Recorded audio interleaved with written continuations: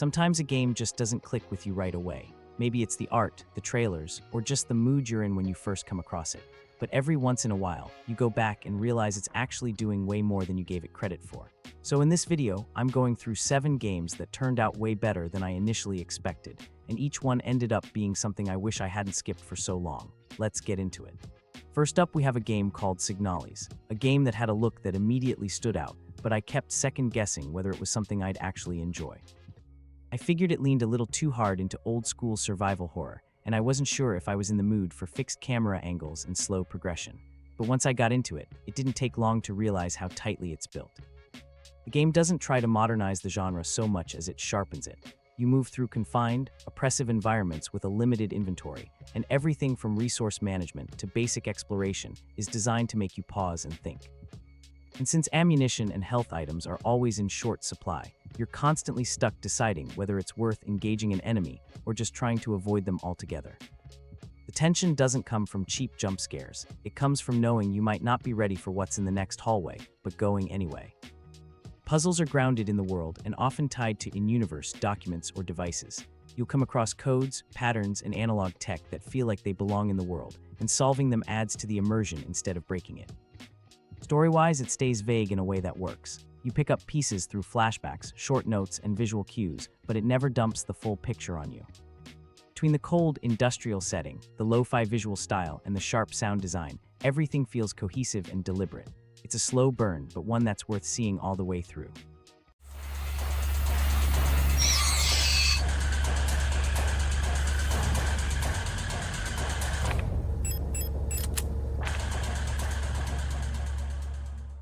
Next up, we have Katana Zero, one of those games I kept meaning to play but just never made time for. It always looked sharp, and I heard good things about it, but for some reason it just sat untouched in my library. Eventually I jumped in, and once I did, I realized it's doing a lot more than it lets on at first glance. You play as a hitman moving through short and focused levels where your job is to eliminate everyone in the room. The tools are simple. You've got a sword, the ability to slow time for a few seconds, and whatever throwable objects happen to be lying around. But the catch is that you're never more than one hit away from dying, and that same rule applies to every enemy you face. It turns every room into this rapid little scenario where you're forced to think on your feet, test different approaches, and figure out how to move through cleanly without getting touched. When you fail, it restarts instantly, so you never lose momentum. There's also a strong focus on narrative that builds slowly and starts to shift the tone. You're dealing with memory loss, recurring dreams, and a therapist who doesn't seem to be giving you the full story. Dialogue sometimes let you interrupt characters or shift the mood entirely depending on how you respond. The further you get, the more the structure starts to feel unstable. Scenes glitch, timelines blur, and it becomes clear that the game is not just playing with style, it's playing with perception. It would have been easy for this to be a flashy, fast-paced action game with no real depth, but what's here is far more intentional. It's tight, smart, and confident in what it wants to be, and I wish I'd played it sooner.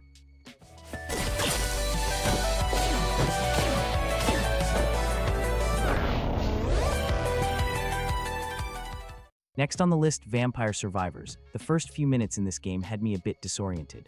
There's no tutorial, no setup, and visually it looks like something from a lost era of browser games. In a nutshell, this is how it's set up. You start with picking a character, the enemies start flooding the screen, and your attacks fire automatically in set intervals. At a glance, it doesn't seem like there's much going on. As you start leveling up, though, the design begins to show itself. Each level gives you a choice between new weapons or passive items, and the more you play, the more you start to see how these elements combine. Certain weapons evolve if paired with the right passives, and unlocking those synergies becomes the core of every run. Positioning still matters, but most of the strategy is in how you build toward late-game survival, while adapting to whatever the RNG throws at you.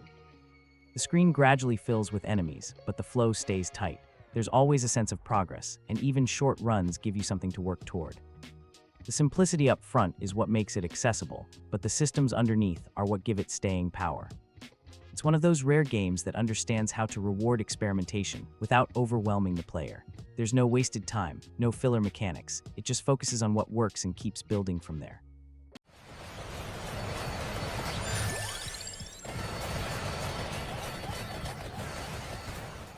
Next up is Battlechasers Nightwar, and there aren't many turn-based RPGs that manage to feel both old school and streamlined, but this one pulls it off. Combat has a solid flow to it. Each character uses both mana and something called overcharge, which builds up whenever you use basic attacks. Strong abilities cost mana, but you can also burn through the overcharge you've built instead, so you're constantly weighing whether to save your resources for later, or just spend what you've got to deal with the fight in front of you. Exploration is split between an overworld map and dungeon segments. The dungeons mix handcrafted layouts with randomized elements, and you can choose the difficulty before entering. Inside, you'll find branching paths, interactive objects, and the occasional side encounter or puzzle. There's also a gear system that plays a more important role than expected. Equipment upgrades don't just mean higher numbers, they often come with passive effects that shift how a character fits into the party. And since enemies can hit pretty hard even early on, keeping your gear updated actually matters. The story centers on a group of characters searching for a missing ally after their airship crashes near a strange island. What starts as a simple rescue mission slowly shifts into something more complicated, with ancient tech, magical forces, and a few larger players pulling strings in the background. It's a clean, well-structured RPG that doesn't try to reinvent anything, but builds confidently on the strengths of the genre. There's a steady momentum to it, and the systems work well together without stepping on each other.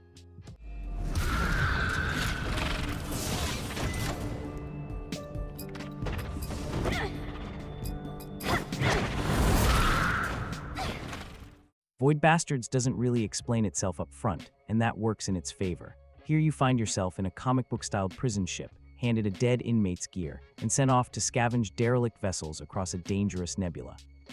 From there, it's entirely up to you how far you get, how long you last, and how careful or reckless you want to be. The game runs on a roguelike loop, but it's not about twitch reflexes or fast-paced shooting. Most of the gameplay is slow and methodical. You dock at abandoned ships, explore their interiors while monitoring oxygen levels, power systems, and enemy positions, and then try to grab whatever loot you need before making it back to your own ship in one piece. I honestly wasn't sure what to expect from it early on, but once the systems started unfolding, it clicked pretty quickly. Each run gives you blueprints and parts for crafting better tools, and you gradually unlock weapons, upgrades, and utilities that open up new ways to approach different ship layouts. There's no XP bar or traditional leveling. Progress is tied to the gear you build and how well you plan your routes across the nebula. You can avoid certain ship types entirely if you're not prepared, or take risks to grab something rare. What keeps it interesting is how often you're pushed to improvise. Ammo is limited, enemies have different behaviors, and every ship layout feels slightly different in how it forces you to adapt. Void Bastards doesn't try to overwhelm you with content. It just gives you a solid loop built around planning, exploration, and a little bit of chaos, and lets you figure out the rest as you go.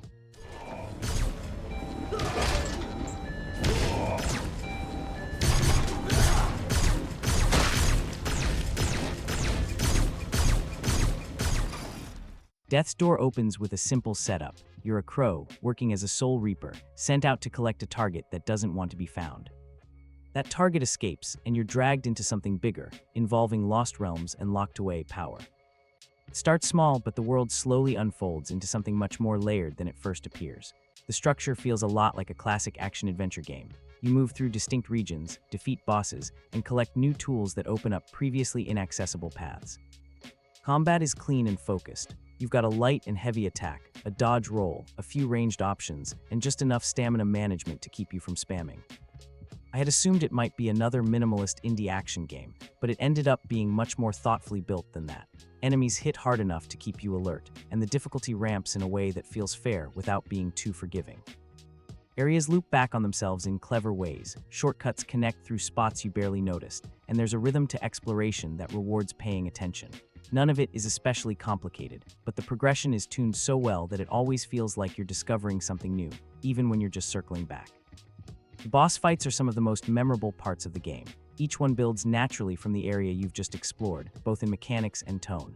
Patterns are clear and readable, but they still demand focus, especially as the fights pick up speed or add new layers. Death's Door is the kind of game that feels carefully built from start to finish. Just solid design, clean mechanics, and a world that's easy to want to stay in a little longer.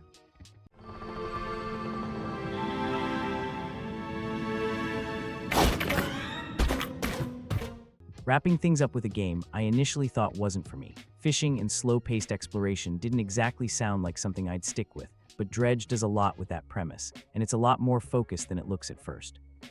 You play as a fisherman arriving in a quiet coastal town, handed a boat and told to start working the nearby waters. The gameplay loop is pretty simple. Head out during the day, catch fish using timing-based minigames, then haul your catch back to sell or store. Your cargo hold acts like a little inventory puzzle, where you're constantly rotating pieces to fit the most valuable haul. But what really shifts the experience is how time works. Everything you do moves the day forward, and when night comes, things change. Fog thickens, lights flicker, and strange shapes start showing up just out of view. Some of it is in your head, some of it definitely is not. You can still keep fishing, but staying out late starts to feel like pushing your luck. Progress is tied to upgrading your boat with better engines, rods and lights, or expanding your cargo space to carry more. Resources come from selling fish or salvaging wrecks, and each upgrade pushes you toward new areas with their own hazards and unique catches. What makes it work is how carefully it balances atmosphere and gameplay. It's calm and slow during the day, but there's always that feeling that something's just off. The world is small, but there's a lot packed into it, and the longer you stay out there, the more uneasy it becomes. It's a game that builds tension without leaning on horror, and turns a simple concept into something quietly compelling.